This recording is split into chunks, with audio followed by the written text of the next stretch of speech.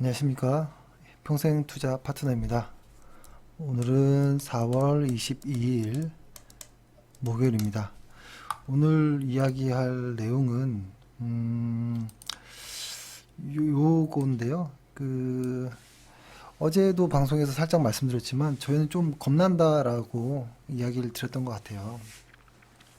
특히 이제 2분기가 특히 더 무서워지는 뭐 이런 구간입니다. 그래서 추경 매수는 좀 조심하자 뭐 이런 내용인데요. 뭐 비슷한 이야기를 좀 드리긴 했는데 일단 그냥 있는 그대로 일단 대장주인 S&P 500을 보면 이 왼쪽이 월간 차트이고 오른쪽이 일간 차트인데 아무튼 상당히 강한 구간이라는 거는 보여집니다. 어떤 보조 지표들이 아주 센 과열권의 한 가운데에 와 있거든요. 그러니까 이렇게 센 과열 한 가운데에 와 있을 때는 급등과 급락이 자연스러울 수 있는 것이죠. 그리고 일간 차트로 보면 사실 많은 분산들을 계속 끌고서 계속 돌파하면서 올라갔거든요. 지금 현재는 분산이 그렇게 많진 않지만 많지 않고 상당히 강한 모습이긴 합니다. 상당히 강한 모습이고 그러니까 미국 시장이 안 좋을 때 한국 증시가 혼자 막 강하거나 이러긴 쉽진 않죠. 근데 미국 시장이 강하면 한국 시장도 그래도 뭐 이렇게 좀 따라가는 뭐 이럴 수는 있는 것이죠. 안 좋을 때도 있겠지만. 근데 아무튼 미국 시장이 강할 때라는 것이죠. 현재는. 그래서 지금 아무튼 시장은 강세이다라는 것이죠. 지금 뭐 하루 이틀 조정으로 뭐 갑자기 약세로 빠진다 이렇게 이야기는 하기는 어렵지만 강세라는 것은 확실한 것 같고요. 근데 다만 여기서 얼마나 더 올라갈 룸이 있을까라고 보면 뭐 이 추세가 더 이어지긴 하겠지만 작년 2020년도에 이만큼 올라왔다면 올해는 또 이만큼 이렇게 똑같이 올라갈까? 이거는 좀 어렵지 않을까라는 생각이 드는데요. 일단 한국 코스피를 보면 한국 같은 경우는 지금 전고점을 종가상으로 넘었지만 그래도 아직은 요 1월 달에 어떤 그 전고점을 넘지 못했거든요. 근데 상당히 근데 분위기는 좀 달라지긴 했죠. 일단은 그 뭐라고 할까요? 요때 요때 분위기는 개인 투자자들이었고 지금은 다행이라는 말은 좀 그렇고요. 외국인의 어떤 매수세가 확실히 좀 있는 것 같다라는 모습이 좀 보이고요. 그리고 요때 시장을 이끌었던 것들이 자동차, 뭐 IT, 건강관리, 반도체 이런 애였다면 지금은 뭐 철강, 은행, 통신, 증권, 운송 이런 쪽이 강세거든요. 그러니까 시장이 골고루 한 번씩 이렇게 올라가 주는 것 같아서 다행이라는 생각이 들고, 근데 지금 이 코스피의 어떤 신고가 테스트에 그럼에도 시장의 어떤 시총 상위주들은 힘을 못 쓰는 상태에서 시장이 이렇게 올라왔거든요. 그러니까 이걸 어떻게 봐야 될까? 근데 확실한 강세로 가려면 시가총액 상위주들이 움직여야 된다라는 생각은 합니다. 시가총액 상위주들을 좀 보면 근데 참 특이할 정도로 시가총액 상위주들을 보면 삼성전자부터 이렇게 한번 봐보면 고개를 못 들고 있어요. 이렇게 저희들 오른쪽 일간 차트를 보면 삼성, SK하이닉스, 네이버도 그렇고 LG화학, 그 다음에 바이오로직스는 전고점 왔다가 다시 빠지고 있고 카카오는 계속 이제 액면 분할 이후에 지금 잠깐 쉬고 있지만 그래도 상승을 하고 있고 현대차도 한 4개월 정도 하락 중이고 삼성 SDI도 3개월 정도 하락 중, 셀트리온도 강하게 하락하고 있고 기아차도 그렇고 포스코는 지금 좀 분위기가 있죠. 그 지금은 그죠. 이렇게 보면은 시가총액 상위주 특히 이제 반도체 쪽이 쪽이라든지 이런 쪽이 상당히 IT 쪽이 강세가 나와야지 진짜 강한 어떤 상승장일 수 있겠다라는 생각은 하고 있습니다. 그리고 지금 코스피가 이렇게 많이 올라가는 것에 대해서 조금 불편한 부분도 있거든요. 근데 이것만 볼 게 아니고 사실 그러니까 시장이 높다 높다만 이야기할 수 없는 게 펀더멘털의 어떤 개선 속도가 상당히 빠릅니다.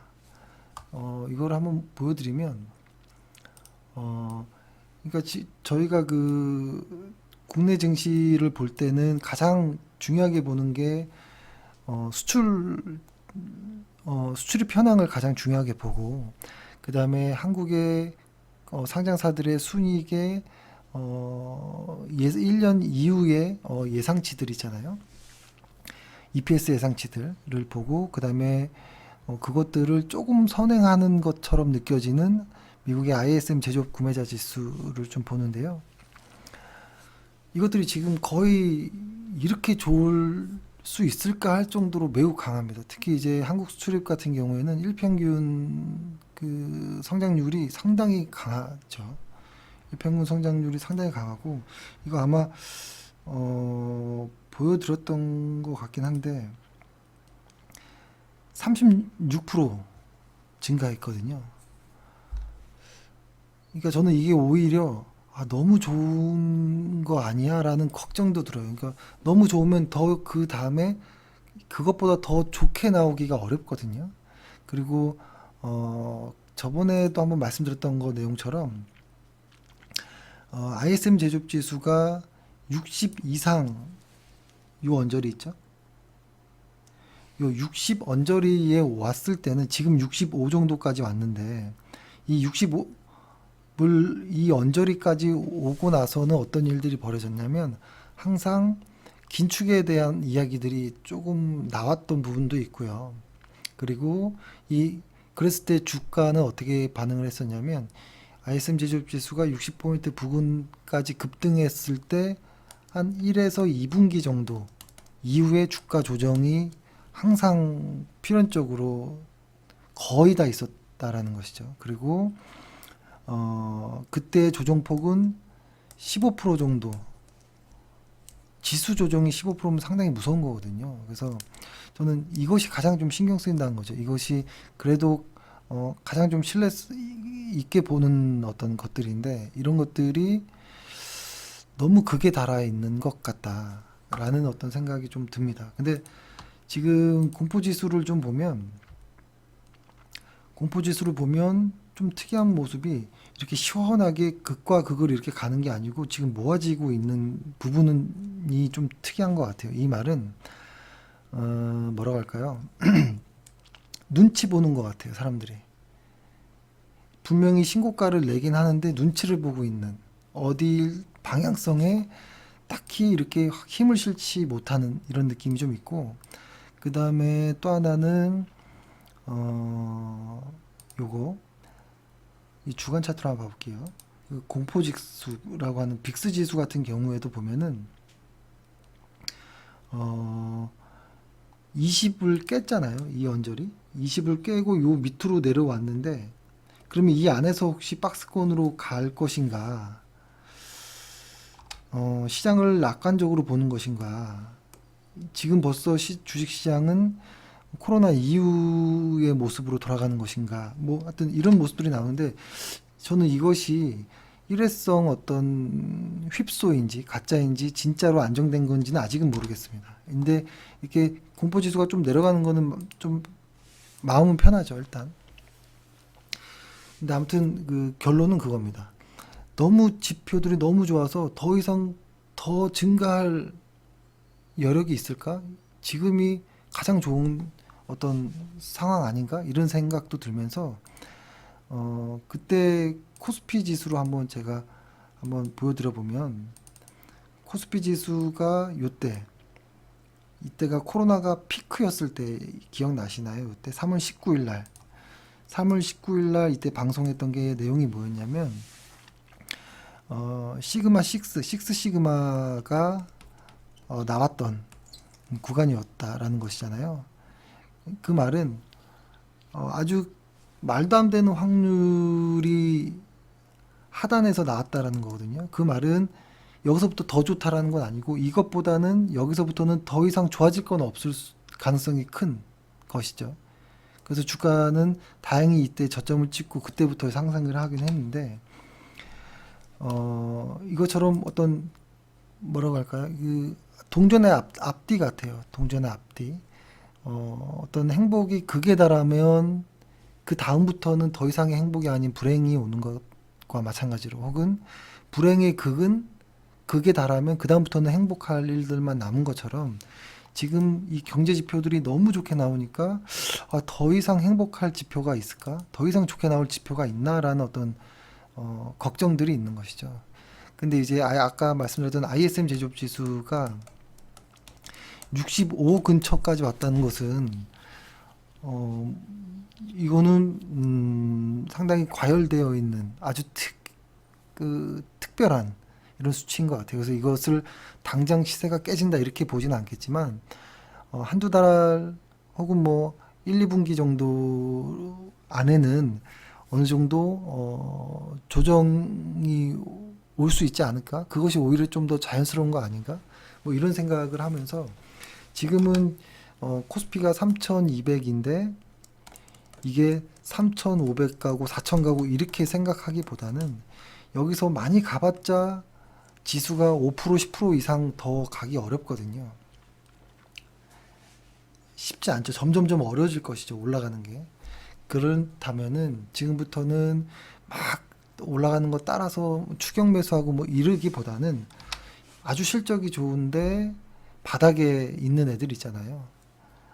이제 시작하는 애들 그리고 실적 대비 주가가 아직도 저평가 영역에 있어서 상승 여력이 많은 애들이라면 몰라도 한참 비싸 있는 애들을 추격 매수하거나 이럴 건 아닌 것 같아요. 그래서 아까 카페에다가 올려들었던 내용을 좀 보면은 뭐 예를 들어서 한 종목 정도 이렇게 보면은 경동나비에는 저희가 최근에 3차 매수까지 했거든요. 그러니까 1월달, 2월달 그리고 4월달 들어서 3차 매수를 했고 이 종목 같은 경우에 좀 긴 차트로 이렇게 보면은 전고점인 6만원, 전전고점인 7만원 정도를 저는 충분히 테스트할 것이다 라는 생각을 하는데 뭐 다양한 회사 이야기 빼고 숫자로 이야기해 보면 2018년도 이 전고점에 7만 원을 돌파했을 때 이때 2018년도에 매출이 7천억, 영업이익 400억, ROE 9였는데 올해는 예상 매출이 1조, 영업이익은 2배인 800억, ROE도 2배 이상인 19가 나오거든요. 그럴 어떤 예상되는 어떤 실적 가이던스가 있는데 주가는 한참 밑에 와 있다는 거죠. 지금 5만 원대 와 있다는 거예요. 그래서 저는 그러니까 이렇게 이런 애들이 오히려 순환매식으로 오히려 더 갈 가능성이 있지 않을까라는 생각을 합니다. 꼭 이 종목을 매수하라 이런 의견은 아닙니다. 그러니까 저희는 이런 종목을 이런 의미로 매수해서 이렇게 기다리고 있다. 뭐 이런 말씀을 드리는 거죠. 그리고 여기 이야기했던 뭐 KG 모빌리언스도 마찬가지입니다. 지금 만 원대인데 15,000원 정도까지 상승 여력이 많이 남아 있는 뭐 그러니까 사실 제가 이렇게 카페도 이야기 드릴 때 어떤 이 회사의 어떤 스토리가 있고 그 다음에 이 회사의 실제 숫자가 있잖아요. 스토리와 숫자가 있잖아요.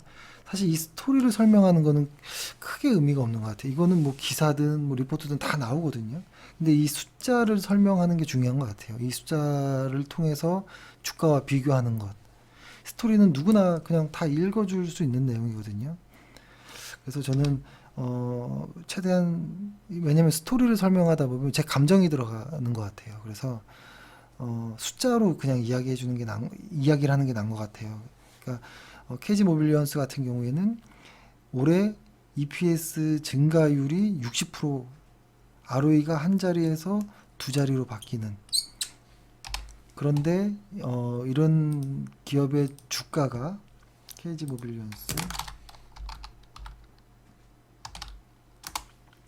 주가가 한참을 횡보하는 모습들이 이렇게 보이잖아요. 이거 진짜 오래 횡보했거든요. 그죠? 엄청나게 오래 횡보했습니다. 한 10개월 정도 횡보한 것 같은데, 근데 이 횡보하는 구간의 실적은 좋아지고 있거든요. 그래서 이런 애들은 상승 여력이 있지 않을까? 실적은 증가하는데 주가는 횡보하고 있는 이 갭을 저는 메우는 과정이 있을 거라고 보고요. 이런 회사들을 보유하는 게 어떨까라는 생각을 합니다. 최근에 핫한 이런 주식들도 좋지만 포트폴리오를 분산하는 의미에서 다양한 어떤 업종의 종목들도 좀 편입하고 상승 여력이 많은 애들로 좀 담는 것이 어떨까 이런 생각을 해봅니다. 예. 그래서 저희도 어, 지수가 올라갈 그러니까 3200에서 3500, 4000 이렇게 생각 안 하고 올라가봤자 3300 혹은 뭐 3000 단기적으로는 단기적으로겠죠 당연히 단기적으로 올라갈 룸이 많지 않다라는 입장으로 생각하고 2020년도처럼 계속 홀딩하거나 이러진 않을 것 같고 이익이 조금씩 나면 이익 실현을 하고 또 싼 거를 다시 좀 매수하고 이렇게 좀 계속 반복해서 저절로 리밸런싱이 되게끔 좀 하려고 하고 있습니다. 그러니까 제 이야기가 당연히 정답 아니겠죠. 그래서 저희는 이런 생각으로 이렇게 주식을 하고 있다라고만 참고하시면 됩니다.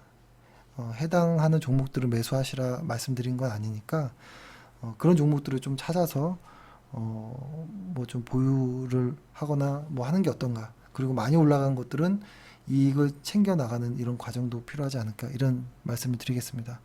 오늘 고생하셨고요. 예, 또 내일 뵙겠습니다. 감사합니다.